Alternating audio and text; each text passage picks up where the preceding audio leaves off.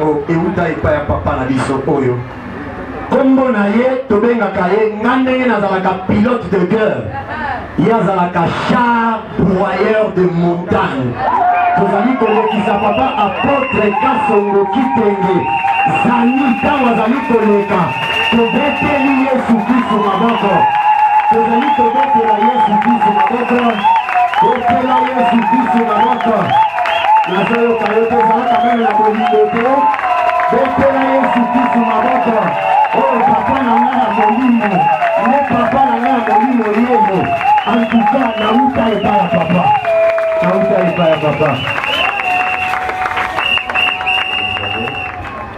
Asumbangai pona interprétation.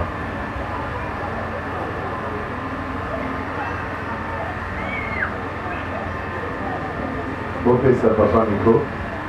Faites ça papa pour le micro.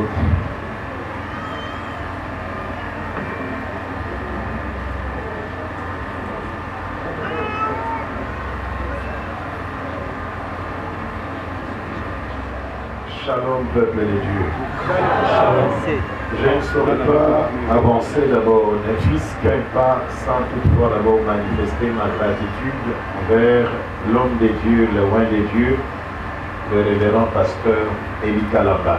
nakokoka ata moke te kofongola bipebu na ngai liboso na bino soki nano nazali koyeba nano kotonda mosali na nzambe oyo auti kotelemisa ngai na esika oyo Parce que je sais d'où il est venu nayebi bisika auti et je sais aussi là où il a commencé.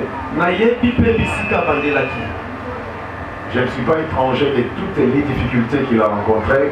naza mopaya ta moke te na pasi nyonso akutanaki nango Et ce qui m'impressionne surtout, c'est donc son manque d'abandon.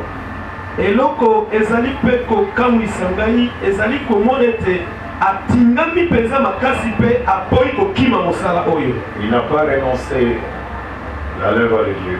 ye aboyi mpenza kowangana mosala na nzambe Il a accepté quelles que soient les difficultés qu'il a commencé avec. atako mikakatano akutanaki nango alibimi kaka koba Il a enduré. mwana bato akomi mpenza C'est pourquoi mon révérend pasteur, avec tout le respect, vraiment soyez bénis au nom de Jésus. obateli mpate na kombo na yesu kristo tika opambolama Est-ce que j'oublierai aussi la maman nakoki Esther? kobosana molongani na ye te Moi je ne la vois pas, où est-elle? nalingaki namona nano esika azali alakisa Maman, ta pourquoi lobo est-ce que vous vous mettez derrière comme ça?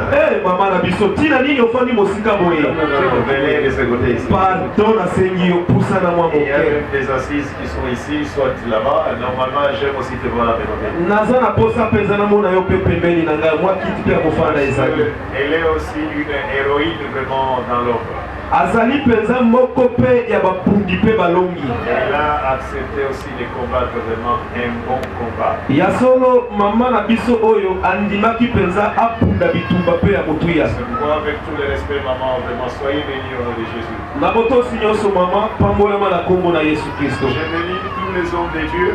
napamboli basali na nzambe nyonso Dans le parcours de l'homme de Dieu, le révérend pasteur Eli, ya solo na nzela nyonso mosali na nzambe paster eli alekaki vous connaissez vous-même, il y a beaucoup qui ont abandonné l'homme de Dieu. boyebi bino moko ete eza na ebele bayebaki kosundola ye Il y a aussi beaucoup qui se sont retirés.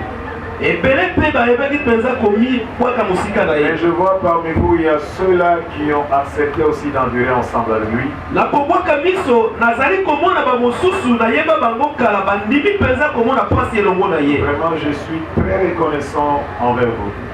natondi esai mpenza matondo Vous, hommes de Dieu, soyez bénis au nom de Jésus. basali na nzambe bopambolama na kombo na yesu kristo Je vois aussi les servantes de Dieu, nazali komona bandeko basi mpe basali na nzambe lesquels on a commencé depuis les premiers jours. baoyo wapi tobandaki na bango uta mokolo ya liboso Je les vois parmi vous. nazali komona bango katikati na bino Vraiment, soyez bénis au nom de Jésus. basali na nzambe bino mpe bapambolama na kombo na yesu kristo Parce que le Seigneur lui-même disait que celui qui persévérera jusqu'à la fin sera sauvé. po ete nkolo ye moko alobi mutu nyonso okoyika mpiko akobikisama C'est pas donné à qui que ce soit qui et persévérer dans l'œuvre de Dieu.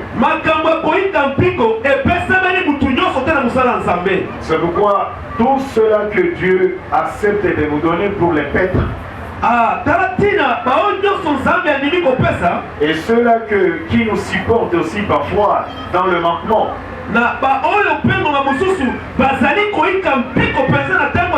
nous ne pouvons jamais les ignorer. C'est pourquoi que Dieu bénisse tous les frères et toutes les sœurs, lesquels ont aussi accepté de mettre leurs mains pour l'avancement de cette œuvre.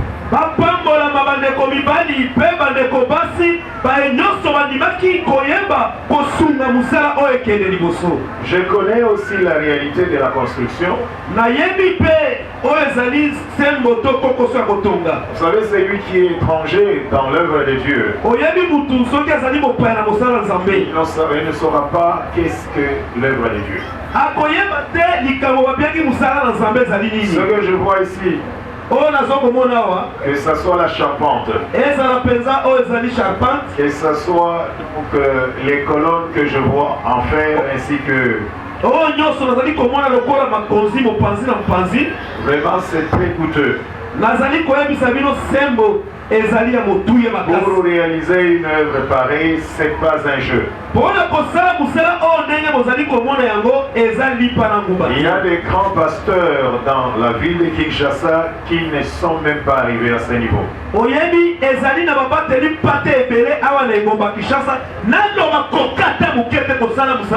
Ils sont là pour bousiller l'argent, mais voyez, l'homme de Dieu, il s'est privé, il a accepté avec les petits pour rassembler, mais qu'il fasse ce que vous voyez aujourd'hui.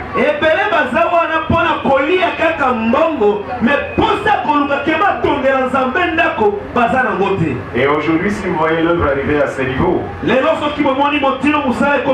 c'est grâce aussi à votre concours, grâce à votre participation. C'est pourquoi quand bien vous avez mis ne fût-ce que 1,50